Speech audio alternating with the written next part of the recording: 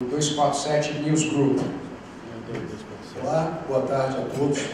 Vou tentar primeiro agradecer o convite, a oportunidade de falar aqui com vocês, com os senhores, e vou tentar usar da melhor maneira os 10 minutos. Vou pedir só para marcar os 10 minutos, porque senão eu vou passar e vou me perder no tempo, que é que está zerado, se a gente puder. Obrigado.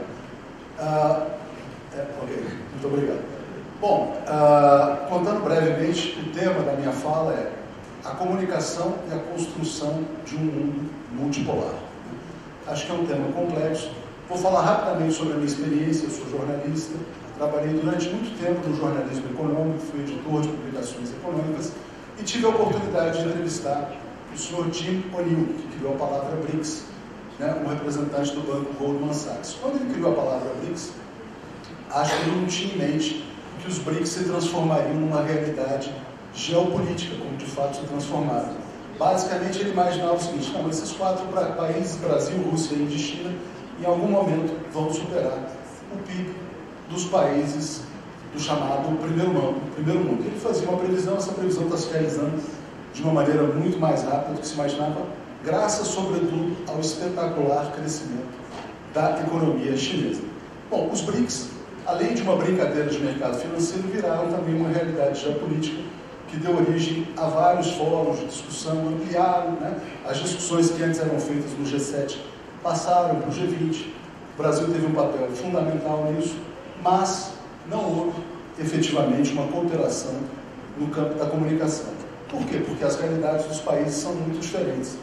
E aí, o que eu conheço, antes de falar um pouco sobre essa questão dos BRICS, só dizendo que eu saio do jornalismo econômico em 2011 e crio o site de notícias Brasil 247 nesse ano, 2011, e mais recentemente a TV 247. O Brasil 247 é um site com 80 milhões mais ou menos de páginas visualizadas todos os meses, e a TV 247 é o principal canal de jornalismo no YouTube brasileiro. Ou seja, nós usamos um termo que não nos pertence, segundo meu amigo russo acabou de falar, mas é a experiência. Não temos uma concessão de televisão, então precisamos existir dentro das plataformas atualmente existentes. Mas nunca houve uma cooperação no campo da comunicação entre os BRICS.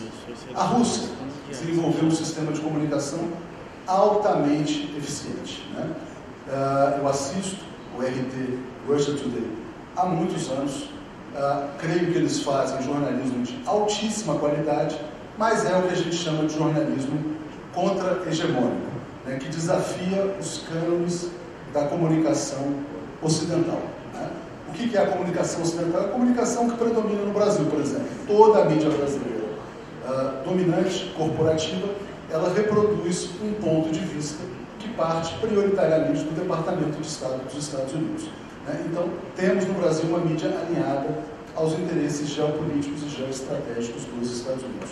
O Russia Today promove um jornalismo diferente, tanto que tem, por exemplo, âncoras como Rafael Correa, ex-presidente do Equador. A China, né, teve um enfoque, e desculpem se eu falar algumas impropriedades, totalmente diferente. A China teve a preocupação de desenvolver as suas próprias redes sociais, né? E eu me lembro de acompanhar no jornalismo econômico, muitas vezes as pessoas dizendo: ah, mas o Facebook não entra na China.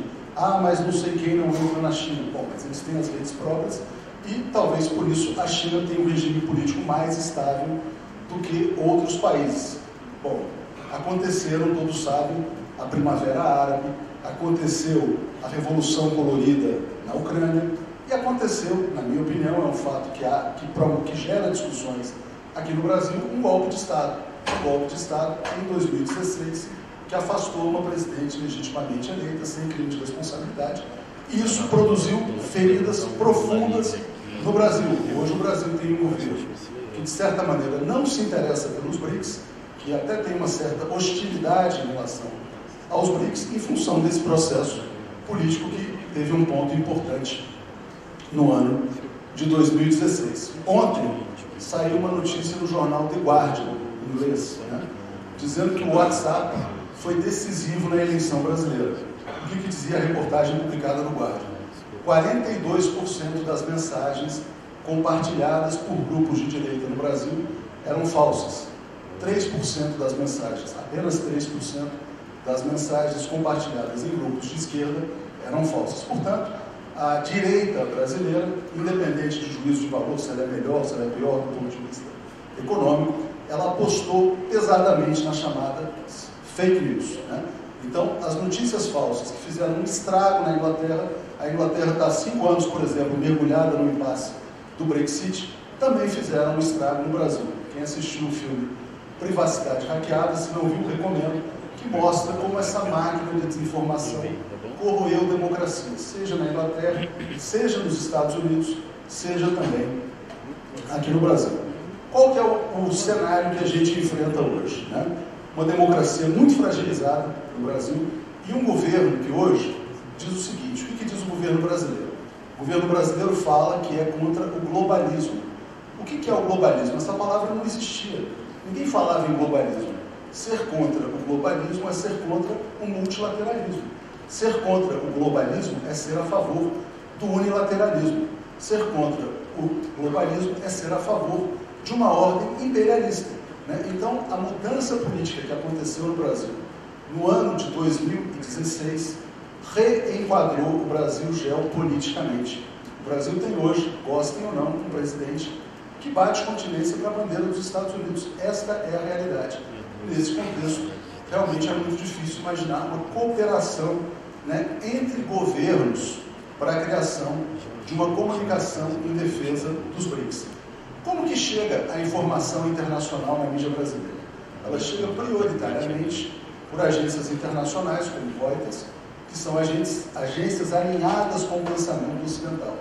Nessas agências, a Rússia é uma ditadura, a China é uma ditadura, a Rússia é uma ditadura. Ah, mas por que a China é uma ditadura? Não, a China é uma ditadura porque lá não tem Facebook. Ou a Rússia é uma ditadura porque o presidente Vladimir Putin fez tal coisa.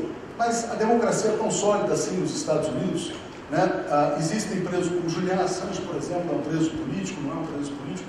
Então todos esses conceitos são muito discutíveis, e eu não vou entrar no mérito aqui porque o tempo é bastante escasso, mas o que eu gostaria de dizer é: a informação internacional que predomina nos meios de comunicação brasileiros é uma informação alinhada com uma ordem antiglobalista, anti-multipolar, a favor, então, portanto, de um mundo unilateral, unipolar e de um mundo imperialista. Bom, só que essa ordem ela é insustentável com os dias atuais. Se a gente para pensar, né, o crescimento econômico internacional, a China crescendo absurdamente, né, a China em aliança estratégica com a Rússia. As pessoas falam muito em Eurásia, né, como novo eixo dinâmico do crescimento internacional. Os Estados Unidos de 2020 não são o que eram os Estados Unidos do pós-guerra, né? A meu ver, o Brasil corre sérios riscos ao optar por um alinhamento total em relação ao imperialismo, a meu ver, também decadente. No entanto, embora seja decadente, há um ponto muito importante. O capitalismo americano ele é muito dinâmico, inclusive abre espaço para aqueles que o criticam. Então, mesmo nos Estados Unidos, existe um espaço muito relevante para a informação que contesta, inclusive, o imperialismo, que contesta esse mundo unipolar. E é nesse espaço que nós nos enquadramos fazendo o nosso jornalismo, que é um jornalismo que algumas pessoas gostam no Brasil, algumas pessoas não gostam, mas está no campo da disputa da informação. E nesse sentido, existe um pragmatismo muito grande, né? Nessas plataformas de tecnologia, que a gente pode falar Facebook, Google, Twitter, todas elas. Se você gera audiência, e ao gerar audiência você gera retorno, lucro, tudo bem, existe um espaço para você. Então, eu vejo com muita dificuldade a possibilidade de criação de uma efetiva cooperação entre os países dos BRICS por várias razões. Primeiro, porque o Brasil tem um governo que só formalmente vai fazer declarações simpáticas aos BRICS. O Brasil hoje tem um governo alinhado, né, à Casa Branca. E, do ponto de vista da comunicação no campo privado, que é onde eu me encontro, né, são as plataformas tecnológicas norte-americanas que financiam os meios de comunicação através da publicidade programática, etc, etc e tal. Sabemos dos riscos que isso acarreta, sabemos que o terno não nos pertence, mas esta é a realidade de um mundo capitalista. O Brasil se insere nesse contexto de maneira extremamente frágil, né? O Brasil hoje é um país com um déficit democrático gigantesco, né? Mas com uma economia também, ao mesmo tempo, muito dinâmica, com muita riqueza, onde as pessoas querem se informar e onde há um espaço para isso. Gostaria de enfatizar que nós, como grupo de comunicação, temos muito interesse em estreitar laços de informação com os países dos BRICS. Acho que é fundamental que a população brasileira tenha direito a receber um noticiário internacional que não seja produzido hegemonicamente por um lado do mundo que tem a sua visão de mundo. E vou citar um exemplo muito concreto, né? O que era o noticiário sobre a Síria até determinado momento e o que passou a ser, né? A guerra da Síria, da qual quando se fala sempre tem um ex-doutor, já vou encerrar, promoveu-se um massacre na Síria, né? O massacre foi promovido pelo Ocidente. A guerra da Síria cessou graças à intervenção russa, mas não é isso que sai na mídia ocidental, inclusive na mídia brasileira. Esse exemplo citado pelo colega em relação à China também é muito interessante, né? A primeira informação que eu recebi era que todos os mortos eram chineses.